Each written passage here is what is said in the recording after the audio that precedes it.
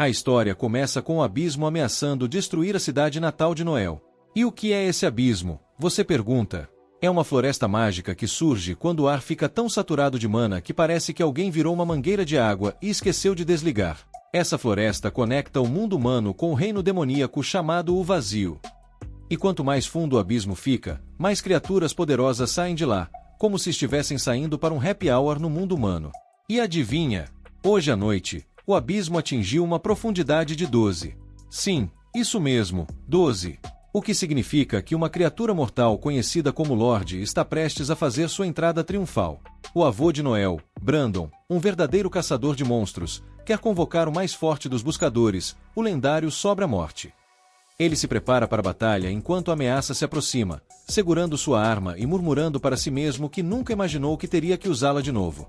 Ele dá uma olhada nos preparativos e, com uma expressão de quem já viu muita coisa, ordena a Noel que fique no abrigo, dizendo que a ajuda vai chegar em breve.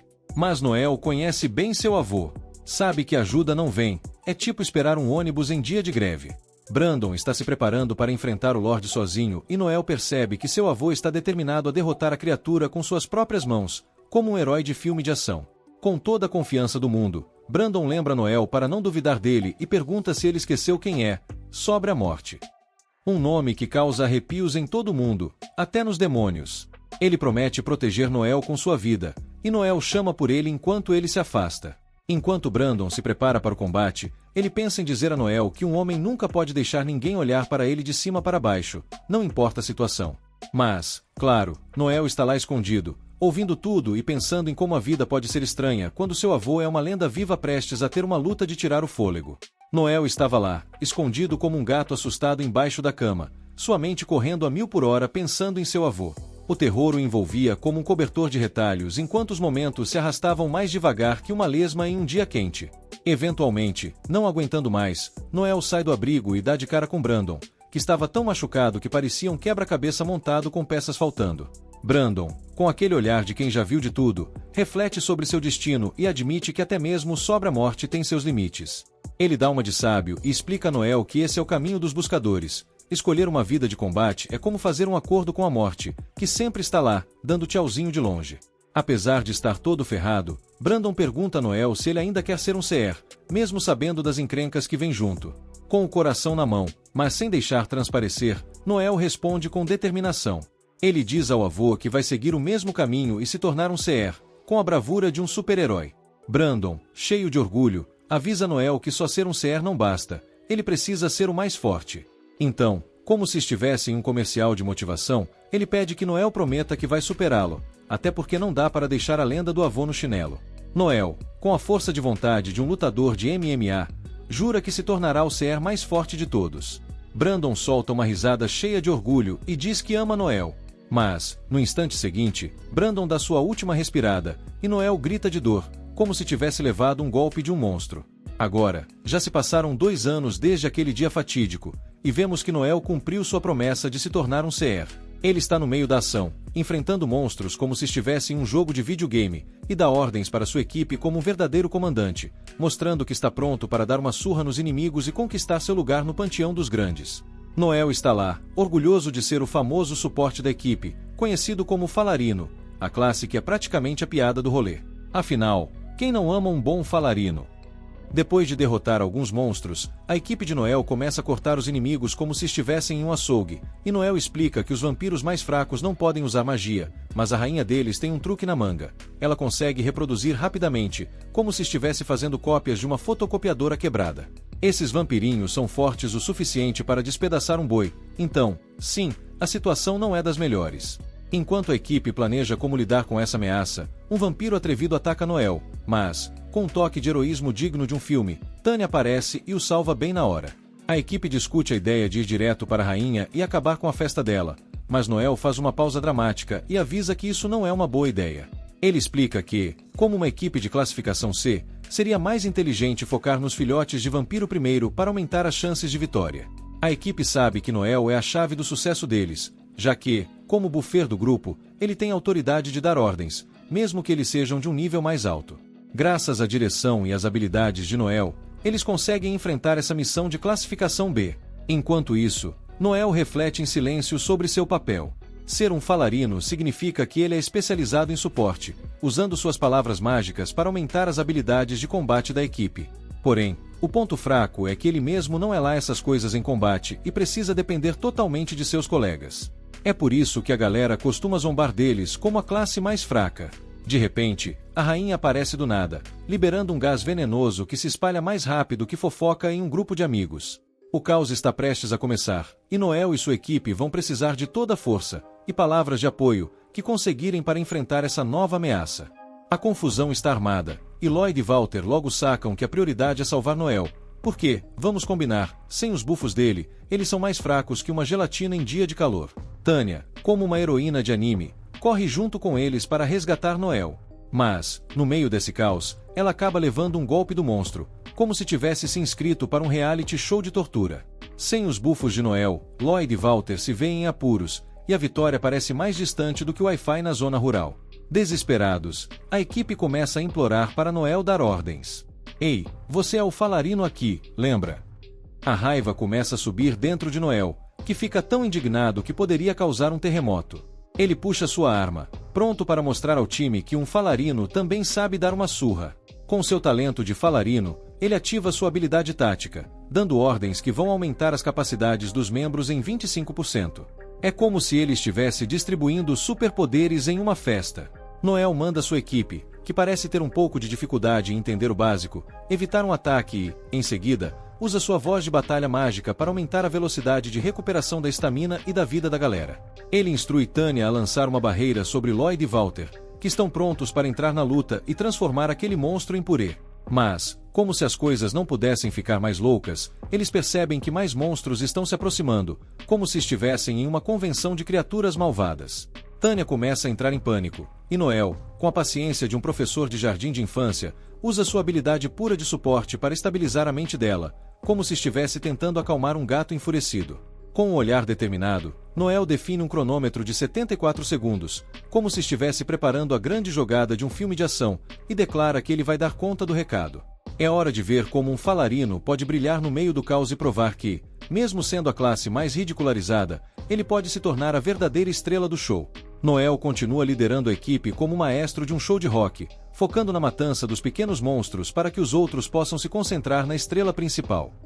Ele não para de instruir cada um sobre cada movimento, como se estivesse dando uma aula de dança, e diz para eles se prepararem para seu ataque mais poderoso. Enquanto isso, Noel usa suas habilidades de falarino para deixar todos os pequenos monstros atordoados, como se tivesse jogado uma bomba de confete. Agora, é hora de sacar sua arma mágica, a única que um falarino pode contar, sua pistola de gelo. Ele dispara um tiro de gelo para congelar os demônios, mas, como se tivesse sido abduzido por uma nave alienígena, um deles consegue escapar. E para complicar ainda mais, Noel só tem uma bala restante 43 segundos no cronômetro. Ele calcula que a besta vai chegar até ele em 23 segundos, o que significa que ele tem exatamente tempo suficiente para gritar para os amigos atacarem a estrela do show. Ele consegue passar a mensagem justo antes da besta atacar, e seus companheiros, que às vezes parecem ter o cérebro de um queijo suíço, soltam seu ataque. Tânia fica boquiaberta, não acredita que conseguiram vencer, mas seu sorriso desaparece quando ela percebe que Noel foi atingido. Mas, calma lá, não é bem isso que parece. Na verdade, Noel estava mais esperto que uma raposa. Ele desviou na hora certa, calculando com maestria que os filhotes de vampiro ficariam paralisados assim que a rainha caísse. A batalha termina exatamente como Noel previu, com a missão completada em 74 segundos. Seus colegas, impressionados, mas sempre prontos para uma piada, começam a provocar Noel sobre sua confiança excessiva e seu timing arriscado. Quem diria que um falarino poderia ser tão ousado? Eles brincam.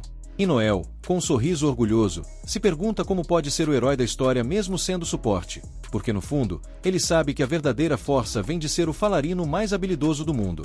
Noel, em um momento de nostalgia, se lembra de seu avô. Quando era criança, ele estava bem chateado por ser um falarino e sonhava em ser um guerreiro, igualzinho ao avô. O velho Brandon, como mestre Zen, o acalmou, prometendo que o talento dele ia brilhar mais que a luz do sol e que ajudaria Noel a se tornar o ser mais forte de todos os tempos. Avançando para o presente, Noel reafirma silenciosamente sua missão de superar o avô, mesmo sendo um falarino, a classe que a maioria das pessoas considera mais fraca que um pão amanhecido. Em seguida, Noel explica que R, a capital do Império Van, é uma verdadeira usina de magia e tecnologia, tudo isso graças à pesquisa sobre as bestas. A cidade depende dos Seekers para protegê-la do abismo, e eles são tratados como heróis, quase como estrelas de rock, mas com mais armas e menos groupies. Depois de um dia intenso, a equipe se reúne para um banquete digno de nobres.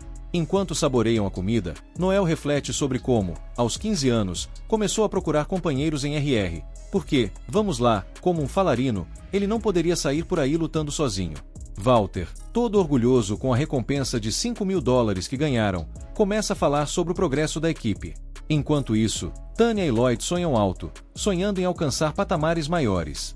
Mas Noel, no seu canto, pensa que a equipe poderia se beneficiar de um explorador. Por ora, no entanto, ele se concentra em ganhar experiência com seu time atual.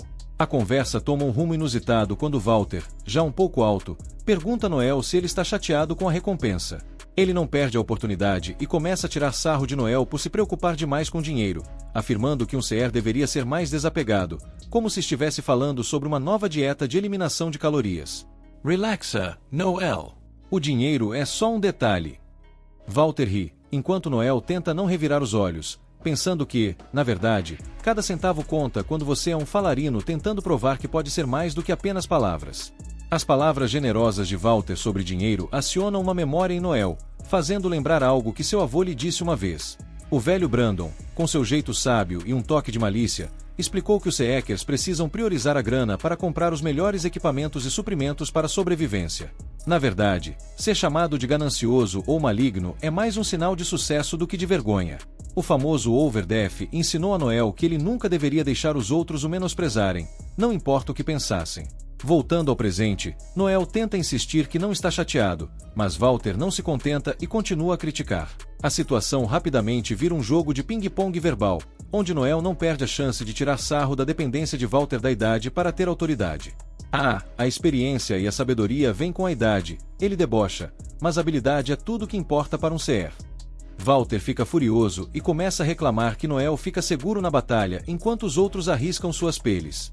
Olha só, eu coloco minha vida em risco para proteger todos vocês, ele grita, como se estivesse em uma competição de quem tem a vida mais emocionante. Mas Noel não se intimida e continua a provocá-lo. A discussão esquenta, e Walter solta um "vou acabar com você". Com toda a intensidade de um vilão de filme B. Noel, com um sorriso desafiador, aceita o desafio. É como se eles estivessem em uma série de competições de força. No entanto, Lloyd, como pacificador do grupo, se intromete antes que a coisa chegue a um nível que nem o diretor do anime conseguiria consertar. Ele lembra aos dois que são todos camaradas, e sugere que eles dividam a recompensa e chamem isso de uma noite de sucesso. Isso consegue acalmar a tensão entre eles, e a equipe, mais unida do que nunca, se prepara para o próximo desafio, rindo das suas próprias rivalidades enquanto se divertem. Afinal, é no calor da batalha e nas risadas que a verdadeira amizade se forma. Após completar a missão, a equipe se depara com uma grana que, se somada, dá apenas $2.500 para cada um, depois de pagar uma ané do clã. Tanya, com a expressão de quem acabou de morder um limão, fica decepcionada com o pagamento, achando que era pouco para o trabalho duro que tiveram. Lloyd tenta consolar a amiga e explica que, embora a missão tenha sido desafiadora, trabalhos como esses são raros e que, em breve, eles vão fazer mais dinheiro quando pegarem um outro serviço. Mas Noel, o cético do grupo, rapidamente joga um balde de água fria na animação de todos. Ele aponta que, ao contrário dos clãs oficiais, eles não recebem missões diretamente do país, o que limita suas oportunidades e, claro, o que entra na conta bancária.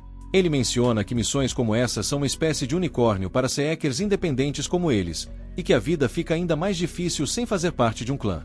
Lloyd, com cara de quem acabou de descobrir que a conta de luz não foi paga, atualiza o grupo sobre suas economias totais, um pouco mais de $100.000. Sem hesitar, Noel já lança uma proposta digna de um reality show. Vamos usar esse dinheiro para montar nosso próprio clã. Lloyd, fazendo cara de não acredito que você falou isso, alerta Noel de que criar um clã exige pagar ao país a bagatela de $200.000, bem mais do que eles têm no bolso. Noel, com a determinação de um herói de anime, responde confiante, dizendo que está disposto a cobrir os $80.000 restantes com suas economias. É como se ele estivesse pronto para se tornar o CEO do clã dos sonhos. Sua determinação brilha mais que a luz do sol, e ele acredita que estabelecer um clã vai libertá-los de ficarem pegando trabalhos de segunda mão, quase como se estivessem comprando a liberdade de serem seus próprios chefes. A equipe se entreolha, meio cética, meio empolgada, pensando que, quem sabe, essa ideia maluca de Noel pode mesmo levá-los a grandes aventuras. E Noel, cheio de entusiasmo e determinação, está decidido a crescer e se destacar, ignorando os avisos de Lloyd sobre os altos custos de alugar uma base de operações na capital. Ah, deixa disso, ele diz, já tem uma dica de um lugar baratinho. Lloyd, com uma sobrancelha levantada e um olhar desconfiado, não consegue esconder suas dúvidas sobre a capacidade deles de gerenciar um clã. Ele aponta que eles ainda são um time C jovem e inexperiente, como se estivesse falando sobre um grupo de crianças brincando de esconde-esconde. Vocês não estão prontos para essa responsabilidade, ele insiste. Noel, com o espírito de um verdadeiro líder, desafia essa mentalidade. Quando, exatamente, você acha que estaremos prontos? Ele pergunta, como se estivesse em um debate filosófico. Se não agirmos agora, vamos continuar presos na categoria C para sempre. Ele defende que a experiência vem da prática, e não de ficar esperando um sinal divino de que estão prontos. Mas Lloyd, o voz da razão, ainda não está convencido. Ele adverte que, sem a confiança do país, não vão conseguir os trabalhos bem pagos que tanto precisam para ter sucesso. Noel, com um sorriso astuto, rebate: ei, nossa juventude, beleza e força são ativos que o país valoriza. Eles querem mais CEkers, e um CR de sucesso é visto como um ídolo e um herói. Ele levanta a bandeira do otimismo, afirmando que sua aparência e habilidades vão ajudá-los a se destacar no cenário competitivo. E, como se isso não fosse o suficiente, ele até menciona como assinar contratos com empresas poderia garantir patrocínios e uma grana extra. É como se ele estivesse planejando um desfile de moda e batalha ao mesmo tempo. O entusiasmo de Noel começa a contagiá-los, e mesmo que a ideia pareça maluca, a faísca de esperança e ambição começa a brilhar entre eles. Afinal, quem não gostaria de ser o próximo grande herói da capital? Confusão com a ideia, não consegue entender como a beleza pode mudar a vida deles. Walter, ainda em choque, arregala os olhos, pensando que ser bonitão poderia fazer com que o país os tratasse melhor.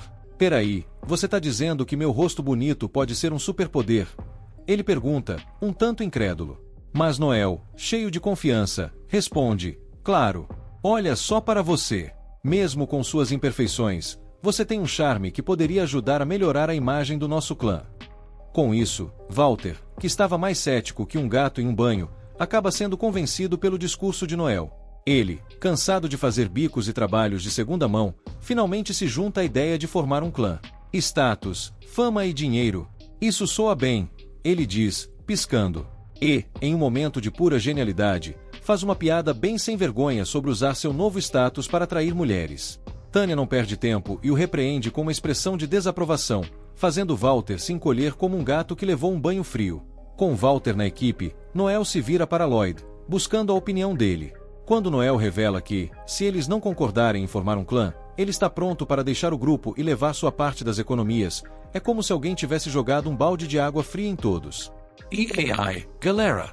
Tenho um sonho de me tornar o maior CR de todos os tempos, até superando meu avô, o lendário Overdef.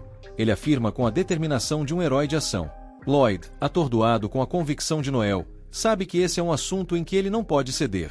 Depois de pensar um pouco, ele concorda, reconhecendo que essa decisão teria que ser feita mais cedo ou mais tarde. Enquanto isso, Tânia ainda está ali, tentando entender se isso tudo é uma grande brincadeira ou se eles realmente estão prestes a embarcar na maior aventura de suas vidas.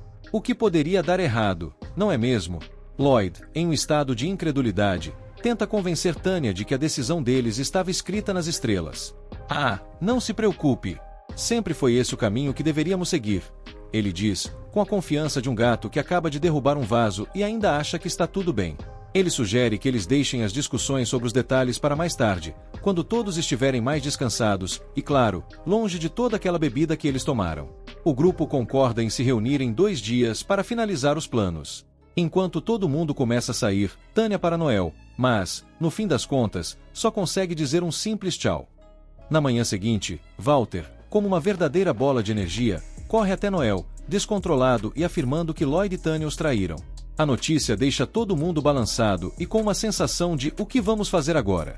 De acordo com a carta, parece que o Lido enfiou todo o dinheiro dele em umas moedas meme e afundou de cabeça nas dívidas. Para pagar tudo, ele usou o dinheiro do grupo inteiro. Então ele e a Tânia deram no pé antes que alguém descobrisse. O Noel começou a rir feito maluco, mas o Walter lembrou que eles tinham acabado de ser traídos. Só que o Noel nem ligou, estava curtindo o fato de que o poderoso Lloyd tinha se dado mal. Ele parecia um completo idiota. Noel então diz pro Walter rir também. O Walter explica que ele conseguiu uma dica de um bom trabalho e queria contar para o grupo antes que alguém pegasse missão, mas quando foi falar com Lloyd, a casa dele já estava vazia e só encontrou a carta. O dono do local contou que o Lloyd tinha partido na noite anterior. Noel deduz que eles escaparam da cidade antes dos portões fecharem. Walter encontrou a carta antes do planejado por Lloyd, o que dá ao Noel tempo de ir atrás deles. Ele deduz que os traidores estão a pé, porque alugar um cavalo deixaria rastros, então devem conseguir alcançá-los. O Walter está ansioso para ir e apressa o Noel. Ele quer dar um soco bem no meio da cara do Lloyd, porque é a única coisa que vai aliviar sua raiva. Noel tira sarro de Walter por achar que tudo vai ficar bem só porque ele vai dar um soco no Lloyd. Mas Noel deixa claro que não tem volta depois de uma traição dessas. Ele declara que não se trata apenas de pegar eles e bater um papo. No pior dos cenários, Noel está preparado para lutar até a morte. Walter fica chocado, mas Noel só quer que ele se certifique de que consegue derrotar o Lloyd numa briga. Walter está confiante de que pode, desde que tenha o apoio do Noel. Só que ele leva um susto quando percebe que também vai ter que lutar contra Tanya. Noel explica que o Lloyd provavelmente achou que eles não iriam atrás deles, já que não conseguiriam recuperar o dinheiro de qualquer forma. Walter se pergunta se isso significa que eles vão ter que desistir, mas Noel diz que é exatamente o contrário. Noel tem um lema: retribuir amigos e inimigos 1000 vezes mais. Então, Noel manda Walter se equipar, e Walter fica intrigado, se perguntando por que eles foram parar no clube dos orcs. Noel não responde, só chama Walter de completo idiota, mas também de um excelente guerreiro. O ponto de Noel é que cada um tem sua área de expertise, então Walter precisa deixar o planejamento com ele. Ao entrar, Walter fica chocado quando Noel anuncia para todo mundo no clube que seu grupo foi traído. Ele declara que quer que os traidores sejam encontrados e capturados, então oferece uma recompensa de $220 mil. Walter fica se perguntando por que o Noel tinha que contar para todo mundo, mas Noel explica que faz parte do plano dele.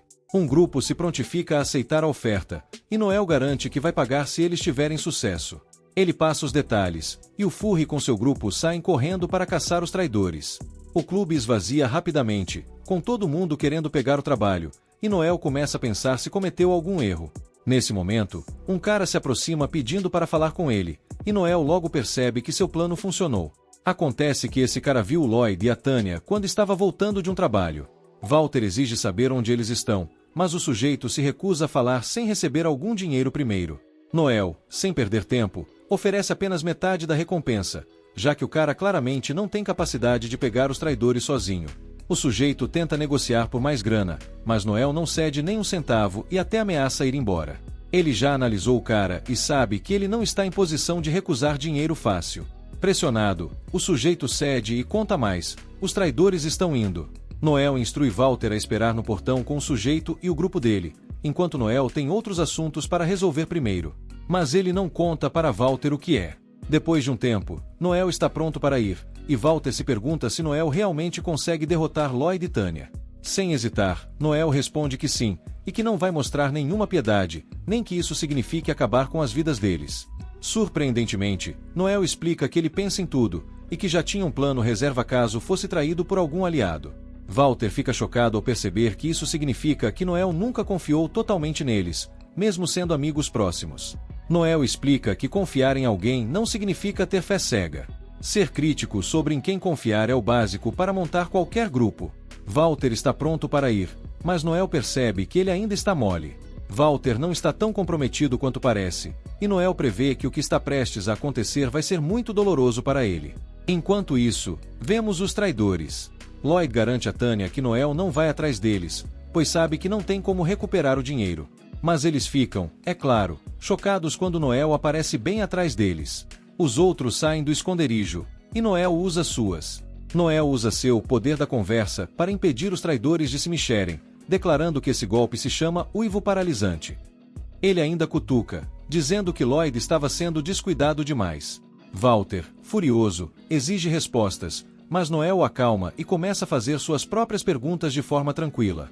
Isso leva a conclusões próprias, e Lloyd fica chocado quando Noel deduz que a história do investimento era uma grande mentira. Na verdade, Lloyd estava viciado em apostas, perdeu feio e afundou em dívidas com pessoas suspeitas. Lloyd começa a se desculpar quando a verdade finalmente vem à tona, mas Walter perde a cabeça e lembra Lloyd que eles arriscaram suas vidas inúmeras vezes por aquele dinheiro. O viciado em apostas rebate e aponta que nenhum deles faz ideia de como é difícil ser o líder. Todos jogam o peso da liderança nas costas dele, mas também querem os privilégios quando lhes convém. Lloyd continua se defendendo, mas Noel logo cala a boca dele. Ele aponta que foi o próprio Lloyd que quis ser o líder desde o começo, então não pode reclamar agora de como é difícil. Noel faz ele pagar pelos erros, e Lloyd implora para que ele pare. Todos ficam horrorizados enquanto Noel continua a espancar Lloyd sem piedade, declarando que ele pode se desculpar depois de levar mais 1000 golpes. Tanya implora para que Noel pare de chutar Lloyd, mas fica apavorada quando Noel, sem piedade, se pergunta se ela quer ser chutada também. Noel não discrimina mulheres, e quando se trata de punição, ele não vai pegar leve. Ele não quer ouvir nenhuma desculpa e usa seu poder da conversa para forçar Tanya a confessar que estava envolvida nas apostas com Lloyd. Ela admite ter usado também o dinheiro do grupo, mas joga toda a culpa em cima do Lloyd. Tanya também é uma viciada em jogos e diz que eles poderiam ter ganhado muito dinheiro se Lloyd a tivesse deixado apostar mais. A habilidade de Noel, chamada confessar, força a pessoa a dizer a verdade, e quando ele libera a mente de Tanya, ela fica furiosa. Ela aponta que é ilegal usar habilidades de controle mental para ganho pessoal, e que Noel poderia ir para a cadeia por isso. Noel concorda que isso geralmente é verdade, mas lembra que Lloyd e Tanya são criminosos que desviaram fundos do grupo. A lei imperial permite o uso de habilidades de controle mental quando é para fazer criminosos confessarem seus crimes. Noel está absolutamente aterrorizante e diz para Tanya que os únicos que vão para a cadeia serão eles. Desvio de fundos é punível com 10 anos de trabalho forçado, então Noel os parabeniza por terem jogado suas vidas fora. O sujeito de antes. O sujeito de antes está pronto para receber o pagamento, mas fica impaciente quando Noel diz para ele esperar. Sem a menor cerimônia, Noel o joga no chão, recusando-se a deixar esse lixo tocá-lo, e manda o coitado sentar e aguardar. O cara não engole o insulto facilmente, mas Noel o silencia com um soco bem no peito. Uma rápida lembrança revela que o vovô de Noel ensinou a técnica de socar as pessoas direto no coração, para paralisá-las temporariamente. Esse golpe permite que até os mais fracos derrubem os lutadores mais fortes. Diferente de outras classes, faladores como Noel não têm como se fortalecer com magia ou bufos, então o vovô lhe ensinou esse movimento para que ele pudesse se defender. Nesse momento, a pessoa que Noel estava esperando finalmente chega, e todos ficam chocados ao ver que é Foshio, o traficante de escravos, líder de uma das maiores máfias da capital, a temida família Lano. Foshio comanda uma subfamília e é conhecido por seu comportamento alegre, mas também por ser cruel de maneira assustadora. Ele é a personificação do Dois Caras, por isso as pessoas o chamam de o Palhaço Louco. Walter percebe que essa é a tal negociação que Noel estava cuidando antes de saírem. Noel sabia que Tanya e Lloyd não teriam nenhuma moeda dos fundos do grupo sobrando, então fez um acordo com Foshio para recuperar o que foi perdido. É aí que Noel decide que vai vender Lloyd e Tanya como escravos. Tanya, claro, se recusa a aceitar essa ideia, então Noel, com aquele sorriso maligno, oferece uma alternativa gentil, entregá-los à polícia militar. A diferença: trabalhar nas minas por 10 anos, onde, segundo Noel, a taxa de sobrevivência é de míseros 2%. Ele ainda solta: ser escravo não parece tão ruim agora, né? Vai que vocês têm sorte e acabam com um mestre bonzinho. Foshio, o traficante, faz sua avaliação e, com um sorriso de espertalhão, oferece apenas 60 mil pelas 2 joias problemáticas. Ele explica que, normalmente, pagaria mais, mas algo grande está prestes a acontecer na capital. Uma certa igreja vai emitir uma ordem obrigando os ricos a cortarem gastos com luxos, e esbanjarem escravos chamaria a atenção da igreja. Noel não fica nada feliz ao perceber que nem a máfia pode desafiar a igreja. Foshio acha que Noel vai aceitar o preço, mas sua cara derrete quando Noel, sem perder a compostura, solta que só venderá o casal por 110 mil. Foshio reclama, e Noel, com seu jeito sagaz, aumenta o valor para 120 mil. Mais protestos. O preço sobe para 150 mil. Agora sim, as verdadeiras cores de Foshio começam a aparecer. Sua voz engrossa e ele começa a ameaçar. Foshio, furioso, ameaça abrir Noel ao meio e alimentar seus órgãos aos porcos. Mas Noel é um gênio da lábia. Ele sugere que, se Foshio pagar os 150 mil, Noel espalhará que, na verdade, Foshio pagou 300 mil pelos dois. Com isso, o valor de mercado deles aumentaria, e Foshio poderia revendê-los por uma fortuna. Noel argumenta que, sendo jovens e atraentes, Lloyd e Tânia facilmente valeriam 900 mil para os ricos dispostos a pagar. Foxio só precisaria pagar a Noel os 150 mil, e o lucro ficaria todo com ele. Foxio hesita, alertando que, se essa armação fosse descoberta, ambos estariam em perigo. Noel, no entanto, lembra que Foxio vive de negócios arriscados. Foxio, impressionado com a ousadia de Noel, comenta que sempre soube que Noel era inteligente, mas não fazia ideia de que ele era tão louco. Ele até convida Noel para se juntar à sua família mafiosa e oferece um papel de liderança. Noel recusa, mas Foxio acaba concordando em pagar os 150 mil pelos traidores. Antes de selar o acordo, Foxio faz uma ameaça assustadora ao pobre informante para garantir que ele fique de boca fechada. O pagamento é feito, e Noel recebe o valor, mas Tânia, desesperada, implora por misericórdia. Ela tenta tocar o coração de Noel, lembrando de que eram amigos, mas Noel, implacável, a chama de traidora e se despede com frieza. Desesperada, Tânia se volta para Walter, buscando alguma forma de redenção. Tânia, em um ataque de desespero, se vira para Walter, implorando por ajuda. Ela lembra que ele deveria estar apaixonado por ela, mas a frustração toma conta. Em um momento de raiva, ela o insulta, chamando-o de covarde, enquanto levada embora, deixando a situação ainda mais tensa. Com o negócio encerrado, Noel paga ao pobre informante seus 10 mil, que tenta insultá-lo por ser tão cruel. Noel, impassível, responde que ele deveria aprender a controlar suas emoções. O homem o chama de diabo, mas isso não atinge Noel. Em vez disso, ele pretende usar essa notoriedade para se forjar como o mais forte do mundo. Mais tarde, Noel chega ao portão para se despedir de Walter. Eles já haviam conversado antes, pois Walter estava pensando em desistir de ser um CR. Noel garantiu a ele que, embora fosse a pessoa mais idiota que já conheceu, Walter era também um grande guerreiro, o melhor que ele conhecia. Noel desejava que os dois reconstruíssem seu grupo do zero. No entanto, Walter decide abandonar completamente a vida de CR. Noel deixa um presente de despedida para Walter, que fica confuso, tentando entender se Noel tem um coração ou não. Ele se pergunta se Noel sabia que, na verdade, ele era quem Tânia amava. Mas, no fundo, Walter sabe que Noel não está em busca de amor, ele só se importa com força e poder. Walter reflete sobre como o grupo costumava ser feliz, lamentando a queda de sua amizade e a destruição do que construíram juntos. Walter se despede dramaticamente, dizendo adeus ao melhor membro de equipe que já conheceu. A tristeza em sua voz ecoa, refletindo a dor de perder não apenas um aliado, mas um amigo. Após essa despedida emocional, Noel se vê sozinho, imerso em seus pensamentos. Ele percebe que terá que começar tudo de novo, do zero. Enquanto observa o ambiente, seus olhos caem sobre algumas peles de serpente próximas. A expressão de Noel muda instantaneamente. Ele se recorda de que as cobras trocam de pele para crescer e se fortalecer. Essa metáfora ressoa profundamente com ele. Assim como as serpentes, Noel também precisará se reinventar e se fortalecer. Com essa determinação renovada, ele afirma que, a partir de hoje, o Blue Empire renascerá com uma nova identidade. Noel está pronto para enfrentar os desafios que virão, com uma sede insaciável por poder e crescimento. Algum tempo depois, Noel começa a procurar por um novo grupo, na esperança de não ter que vender insetos-lobo. Nosso herói, Wolf, logo aparece apontando o óbvio: talquers não conseguem lutar sozinhos. Ele quer que Noel se junte ao seu grupo. O grupo de Wolf se chama Mordida Relâmpago, e eles até têm bastante potencial como uma equipe iniciante de Rank C. Leissa, uma das membros, manda Wolf parar de encher o saco de Noel, afirmando que ele vai ser rejeitado, assim como todas as garotas fizeram com ele por toda a vida. Mas, para surpresa geral da nação, Noel concorda em se juntar. Só que tem uma condição. E lá vai Wolf se achando o grande negociador, já batendo no peito. Só que, infelizmente para o nosso lobinho peludo, Noel só vai entrar se puder ser o líder. A equipe de Wolf não vê problema nisso. Na verdade, eles até comentam que Noel é bem mais inteligente que o próprio Wolf. Ele até meio que concorda, mas, poxa, dar o controle do grupo que ele começou.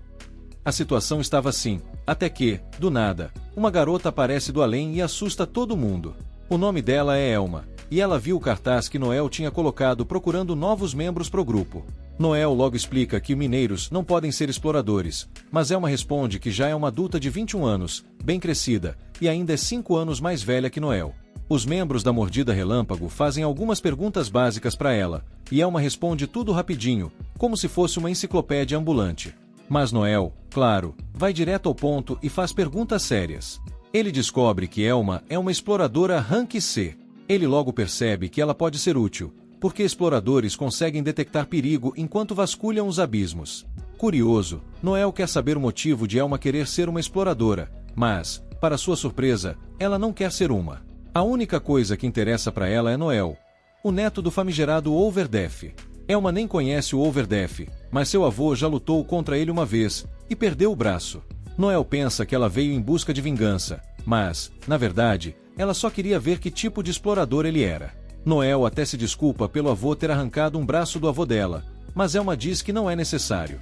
Ela revela que o nome do avô dela é Alor. Quando o nome é dito, um arrepio percorre a espinha de todos no bar. Isso porque existe uma sociedade secreta chamada Sociedade dos Assassinos, que apaga qualquer um, pelo preço certo. E adivinha quem é o líder? Exatamente, Alor, o lendário assassino. Então, um cara aleatório no bar acusa Elma de estar mentindo e diz para Wolf que ela está no bar errado. Esse é um bar de exploradores, e não de assassinos. No bar, existe uma regra não escrita que diz que você precisa ser de um certo rank para entrar. E, claro, sempre tem aquele cara chato que adora ser o xerife da parada. Ele diz que novatos como Elma não são permitidos ali, e que é tradição dar uma surra em quem quebra as regras. Noel tenta explicar como funciona o rank dos exploradores, mas Elma corta logo e decide: ah, então só preciso espancar o macacão ali para provar que eu pertenço aqui, né? Os outros ficam preocupados com Elma por ter coragem de falar assim com o cara grandalhão, mas Noel, todo confiante, parece estar apostando alto nas habilidades dela. O tal Brutamontes, que atende pelo nome de Logan, tenta atacar Elma. Mas, em um piscar de olhos, ela vira o jogo e desmonta o cara com facilidade. Todo mundo fica de queixo caído. Noel, sem perder tempo, contrata Elma para o seu grupo na hora.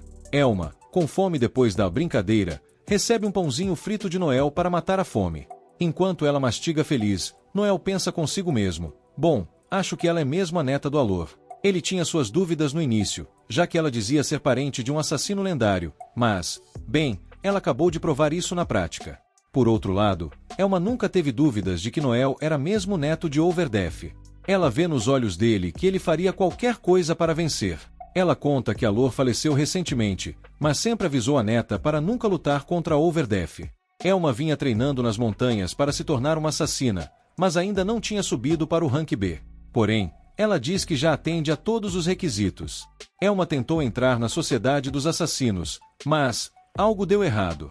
Em um flashback, vemos que ela ficou decepcionada ao ver que seu oponente no exame era um cara com cara de pamonha. Ofendido, o sujeito quis mostrar para Elma do que um verdadeiro assassino era capaz. Coitado, o cara não teve a menor chance. Elma fez dele gato e sapato, até que ele implorou para que parassem o exame. Elma, impiedosa, declarou que seu avô, Alor, sempre dizia que apenas os fortes sobrevivem na Sociedade dos Assassinos, e os fracos são sacrificados ao deus do submundo. O pobre coitado tentou explicar que isso era coisa do passado e que a sociedade não funcionava mais assim. Mas Elma, claro, não estava nem aí. Ela estava pronta para acabar com o infeliz quando foi interrompida pelo novo líder da sociedade, chamado Sion. Elma foi barrada na porta. Disseram que ela tinha habilidade, mas que não se encaixava no perfil. Afinal, não precisavam de assassinos à moda antiga, já que a sociedade estava seguindo por outro caminho. Antes um grupo secreto, agora eles tinham novos planos. Logo de cara, Noel fica de boca aberta quando Elma revela que a Sociedade dos Assassinos está para se afiliar à coroa. Isso quer dizer que eles vão virar uma organização legítima, com escritórios e tudo mais. E o melhor, em vez de dar cabo de gente por contratos, agora o foco será espionagem. Que plot twist, hein? Elma, com aquela cara de UPS, se lembra que isso era um segredo. Agora Noel está bolando teorias da conspiração, achando que a sociedade vai mandar assassinos atrás dele para calar a boca. Mas Elma, cheia de confiança, diz que vai agir como sua irmãzona e protegê-lo. Noel, rápido no gatilho, corta essa ideia na hora. Irmãzona, onde? Enquanto eles continuam a jornada, Noel começa a dar uma aula de bufos. Ele explica que existem vários tipos. Um dos mais poderosos é o Assault Command, uma habilidade de Talker que pode acabar com uma luta em um golpe só.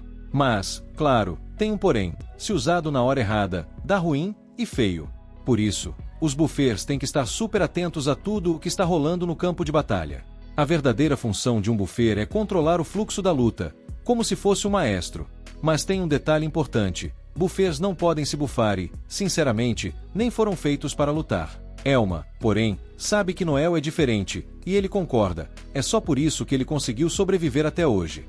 Finalmente, eles chegam ao destino, e Noel tem uma missão para Elma: capturar um monstro. Ele quer testar suas habilidades e dá logo a tarefa de pegar um coelho assassino. Mas, claro, só depois de ele bufá-la. Elma, toda cheia de si, diz que não precisa de buff nenhum. Noel, com aquele sorrisinho de quem sabe das coisas, diz que ela está subestimando a parada. Ele explica que as pessoas acham que buff só serve para facilitar a vida, mas, na verdade, usar habilidades de buff é uma arte, e uma arte perigosa, se mal usada. Para dar um exemplo, Noel fala sobre uma habilidade de Scout chamada Excel, que dobra a velocidade. E o mais louco, ela pode ser acumulada até 5 vezes. Elma já treinou tanto essa habilidade que, se não tivesse, estaria toda quebrada agora. O mesmo vale para os buffos de Noel. Para usá-los bem, a pessoa precisa treinar bastante até se adaptar. Esse pequeno experimento de Noel é para ver se Elma é capaz de se adaptar. Dependendo dos resultados, eles vão decidir o que fazer daqui para frente. Ele avisa que seus antigos colegas de equipe eram super talentosos, mas até eles precisaram de meses para se acostumar com seus buffos. Mas Elma, sem se preocupar, manda um: fica tranquilo, vai dar tudo certo. Depois de determinar quantos coelhos assassinos estão na área, Noel finalmente bufa Elma com Battle Voice e Tactician, e o teste começa. Elma fica maravilhada com a energia que sente percorrendo seu corpo. Noel, cheio de si, explica que todos os status dela serão aprimorados enquanto ela seguir suas instruções. O teste é simples. Ela precisa capturar pelo menos um coelho em 10 segundos para passar. Fácil, né? Noel dá a ordem, e Elma, sem perder tempo, acumula a habilidade Excel 5 vezes, e, pá! Ela captura um coelho num piscar de olhos. Toda feliz, Elma mal acredita em como está leve e impressionada com o que um talqueir pode fazer. Noel nem chega a contar até 8 segundos quando, do nada, Elma aparece de volta, com todos os coelhos da área. Sim, ela pegou todos. Noel fica de queixo caído. Essa foi a primeira vez que ela usou o buff dele. Ele sente uma pontada de inveja pelo talento natural de Elma e decide na hora: essa aí não precisa nem de treino, tá pronta para o combate. Eles já estão prontos para a primeira missão, e Elma está empolgadíssima para explorar o abismo, já que nunca esteve lá antes. Mas Noel revela que já aceitou um trabalhinho de uma vila que está com problemas com ladrões. E é aí que ele declara: o primeiro trabalho da nova Blue Beyond será caçar bandidos. Momentos depois, Elma curte sua primeira viagem de carruagem, toda animada. Noel, sempre o professor, diz que a viagem vai ser longa, então ele começa a explicar o trabalho dos Seekers. Eles fazem de tudo: caçam criminosos, capturam monstros e até fazem caçadas ao tesouro. O trabalho que eles estão prestes a fazer é para ajudar uns pobres camponeses, então Noel não espera uma grande recompensa. É mais para testar as habilidades de Elma mesmo. Ela, claro, está louca para provar seu valor, o que faz Noel lembrar dos velhos tempos. Quando chegam no ponto intermediário da jornada, Elma começa a reclamar de dores nas costas por ficar sentada tanto tempo. Agora ela odeia carruagens. Para piorar, quase todas as estalagens estão lotadas. Demora um bom tempo até eles encontrarem um lugar para passar a noite. Elma, com sua inocência de sempre, sugere que eles podem dividir a cama. Noel, todo sem graça, já bate o martelo: ah, não, melhor não. Depois que Noel sai do banho, Elma, boquiaberta, compara a forma física dele a uma besta selvagem não domada. Apesar de todo o elogio, ela também pensa que é uma pena. Não importa o quanto Noel treine, ele nunca vai conseguir superar o talento natural. Se Noel fosse um guerreiro como Overdeath, ele seria o ultimate dos Seekers. Noel, sem paciência para as observações desnecessárias de Elma, manda ela fechar os olhos e, sem pensar 2 vezes, dá um tapão na cabeça dela. Vai tomar um banho e me deixe em paz, ele diz, enquanto tenta ir dormir.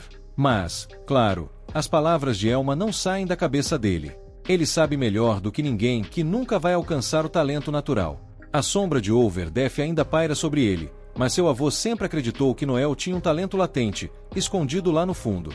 Você vai ser o maior Seer de todos os tempos, eram as palavras que Overdeath costumava dizer, e Noel mantém essa promessa firme no coração. Ele só desejava que seu avô ainda estivesse por perto para ver seu progresso. Algum tempo depois, o novo grupo Blue Beyond chega à vila. O chefe da vila quase cai para trás quando Noel explica que seus antigos colegas de equipe o traíram. Então ele vendeu a galera mesmo. A filha do chefe tá tão tímida que mal consegue sair para dar oi, porque, veja só, ela é fã do Blue Beyond. Noel, todo convencido, acha que ela tá chateada porque o antigo líder não está ali, mas a verdade é que a menina curte mesmo é o Noel. Depois, Noel já parte direto para o trabalho.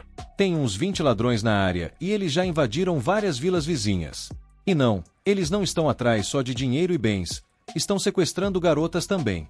O chefe explica onde os bandidos estão escondidos, e Noel solta é tudo que eu precisava saber. O chefe entrega um adiantamento de $20.000, e a variedade de moedas faz Noel perceber que eles tiveram que suar para juntar aquela grana. O chefe ainda promete os 30 mil restantes quando o serviço estiver feito, então Noel já vai direto ao ponto. No caminho, Elma solta que o velho careca estava olhando descaradamente pro decote dela. Ah, os clichês. Logo depois, a filha do chefe aparece correndo atrás deles, torcendo pelo sucesso da missão, e mostra um aparelho que Noel ensinou ela a fazer na última visita dele à vila. Claramente uma fã número 1. Ela sai correndo e promete que a mãe dela vai preparar um banquete para eles. Elma não perde a chance de zoar Noel, dizendo que a menina tá apaixonada por ele. Noel responde na lata, dizendo que Elma tem toda a massa no peito e nada no cérebro. Quando eles finalmente chegam no esconderijo dos ladrões, Noel se pergunta por que diabos o chefe disse que só havia 20 deles. Tem pelo menos o dobro. E não tem como um simples andarilho reunir uma galera tão grande assim. Então Noel reconhece o líder deles, ninguém menos que Gordo, o Lâmina Afiada. A cabeça dele tá valendo uma recompensa de $200.000 e ele é um bandidão de rank B. Elma se garante e diz que consegue acabar com ele sozinha, mas a coisa pode ficar feia se todos os ladrões resolverem pular na briga. Elma fica chocada quando Noel diz que dá conta do resto sozinho. Ele então revela seu plano. Momentos depois, Elma se esconde, e Noel usa sua habilidade de compartilhar pensamentos para que possam se comunicar. Elma se posiciona do lado de fora da tenda do líder e avisa que tá pronta. Noel então prepara o golpe, usa um ataque de stun para deixar os ladrões atordoados, e aí, Noel usa seus poderes de comando para dar a ordem. Elma, acaba com o gordo. Elma, sem perder tempo, ativa sua habilidade Excel no máximo e, em um piscar de olhos, enfia a lâmina direto no peito do gordo. No meio dessa carnificina, Noel já manda a próxima ordem, vai distraindo esses otários até eu entrar na luta. Elma, no entanto, se empolga um pouco mais do que deveria com a brincadeira, e Noel, claro, a chama de louca por estar se divertindo tanto com a matança. Noel já sabia que ela ia acabar se encrencando, mas, para variar, ele já tem um plano na manga. Joga uma granada de flash na cara dos inimigos para deixá-los cegos, e logo em seguida, começa a disparar balas incendiárias, transformando os ladrões em bolas de fogo humanas. Missão dada, missão cumprida. Noel, com toda a calma do mundo, volta para a vila com a cabeça de Gordo nas mãos, já cobrando sua recompensa. Mas o chefe da vila, com aquele jeitão de anfitrião, insiste que ele tem que jantar primeiro. Enquanto isso, a filha do chefe, toda empolgada, diz que quer ser uma CR igual ao Noel. Ele, então, explica todos os passos para realizar esse sonho. A menina, claro, fica desanimada ao saber que vai precisar juntar uma grana pesada só para se inscrever. Mas Noel, sempre o gênio dos atalhos, fala que ela pode trabalhar como aprendiz para ganhar experiência e, de quebra, até ser paga se juntar à associação de aprendizes. Enquanto eles estão nesse papo, o chefe lança um olhar meio suspeito para sua esposa exausta, mas a garota, toda animada, já sonha em fazer parte do Blue Beyond um dia. Noel, do jeito dele, até começa a gostar da ideia de lutar ao lado dela no futuro. A garota nunca esteve tão motivada e promete treinar firme. Aí, claro, o clima é interrompido pelo chefe da vila, que chega todo pomposo com uma garrafa de vinho caríssima. Ele diz que estava guardando o vinho para uma ocasião especial e que o momento é agora, já que sua filha Chelsea está prestes a entrar em uma nova fase da vida. Mas Noel, que é mais esperto que todo mundo junto, sente o cheiro de problema no ar. Ele solta na lata. Seria falta de educação se eu bebesse primeiro, né? Chefe, por que você não toma um gole antes? O chefe hesita, e Noel, sério como nunca, revela que sabe que o vinho está envenenado. O chefe tenta negar, mas Noel já sacou o plano. Ele sabe que o chefe estava tentando matá-los para não precisar pagar o que devia e, pior, que o velho pilantra planejava vender todos os bens deles por um lucro dobrado. O chefe, claro, continua negando tudo, mas Noel começa a desmascarar o chefe da vila, apontando que um cara pão duro o suficiente para mentir sobre a dificuldade do trabalho jamais gastaria $10.000 em vinho. Primeiro ponto, tá na cara. Segundo, o vinho era barato demais, e Noel já tinha sacado pelo cheiro que a garrafa foi aberta há tempos. E, para fechar com chave de ouro, ele diz que sentiu a hostilidade do chefe no momento em que ele apareceu com o vinho. Elma não perdoa e chama o chefe de idiota, dizendo que o plano nunca funcionaria, já que batedores como ela são resistentes a venenos. O chefe, indignado com as acusações, começa a se defender, mas Noel, sempre calmo, sugere que ele prove sua inocência bebendo o vinho. Nesse momento, o chefe perde a linha e, ao invés de beber, manda eles saírem da vila. Noel, tranquilo, usa sua habilidade de controlar mentes e faz o chefe confessar tudo. A filha do chefe, Chelsea, fica horrorizada quando o pai admite a traição, e Noel não perde tempo. Destrói o olho do velho sem dó. Noel tem uma política muito clara. Traição custa caro, e ele não vai parar só com o olho. Ele ameaça arrancar as orelhas e até a língua do chefe. O velho, claro, implora por perdão, mas Noel não está nem aí.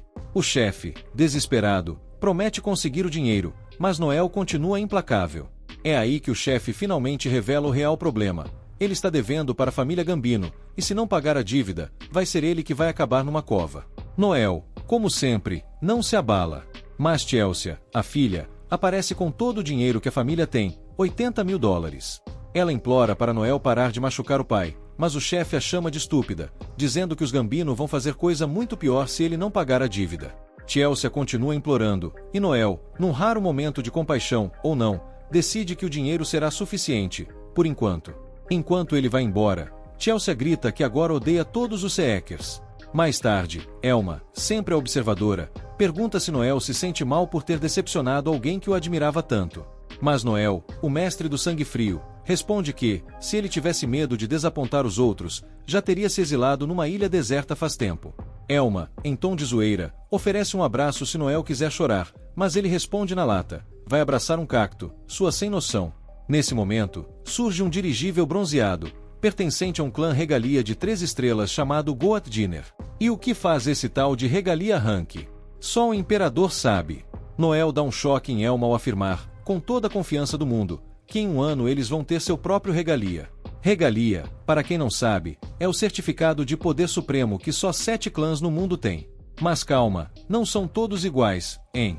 Eles são classificados por força e feitos. Temos 4 clãs de 3 estrelas, 2 de 2 estrelas, e apenas um, o topo da nata, com uma estrela só. E adivinha? Esses clãs regalia ainda têm o luxo de ter dirigíveis exclusivos, porque viajar de aviãozinho comercial é coisa de plebeus, né? Cada CR desses clãs é nível mundial, praticamente uma celebridade no ramo. E aí, do nada, rola um flashback mais tenso que final de novela mexicana. É uma confessa que matou o próprio pai, Alor. Esse cara não era qualquer um, não. Ele era conhecido como o Deus da Matança, um apelido super carinhoso, né? Mas coitado, quando a cabeça dele pifou de vez, ele não conseguia mais lutar. Greg, o ouvinte do confessionário, não ficou surpreso, porque, vamos combinar, Alor era um pesadelo ambulante. Ele buscava poder pelo simples prazer de ser mais forte que todo mundo, se tornando o prenúncio da morte por onde passava. E o pior, ele era tão poderoso que só havia uma coisa que ele não conseguia vencer, a própria morte. Quando ele sacou isso, deu tilt no sistema e o cara teve um colapso mental daqueles. Nesse ponto, Greg deixa escapar um segredinho básico. Elma, querida, você não é só a neta do Alor. Surpresa! Você é a filha dele. Isso mesmo, Alor sequestrava mulheres de vilas aleatórias e fazia bebês estilo linha de produção, como se fossem clones Sith. A competição entre os filhos era um torneio de morte, e o prêmio era, parabéns, você puxou o papai na matança. Sawyer, todos os irmãos da Elma bateram as botas nesse reality show macabro, mas ela sobreviveu. E o papai surtado achava que ela era o protótipo perfeito para nunca perder. Elma, claro, ficou bolada quando Greg disse que, mesmo com todo esse talento, ela não podia entrar na sociedade secreta. Ele explicou que, apesar de todo o poder dela, ela seria um perigo para a organização, o que, convenhamos, é um baita elogio velado. Elma, completamente surtada, gritou que nunca teve amigos, nunca se relacionou com ninguém e exigiu sua vida de volta. Mas Greg, sendo o psicólogo da galera, disse que ela não pode viver como quiser, porque, adivinha? O neto de Overdeath está por aí, e ele também é um CR super poderoso. De volta ao presente, Elma tá sorrindo de orelha a orelha, finalmente com um propósito na vida. Ela promete lutar ao lado de Noel até o fim dos tempos. Obrigado por assistir ao recap do pai, não esquece de se inscrever no canal para ser o meu filhote. Valeu!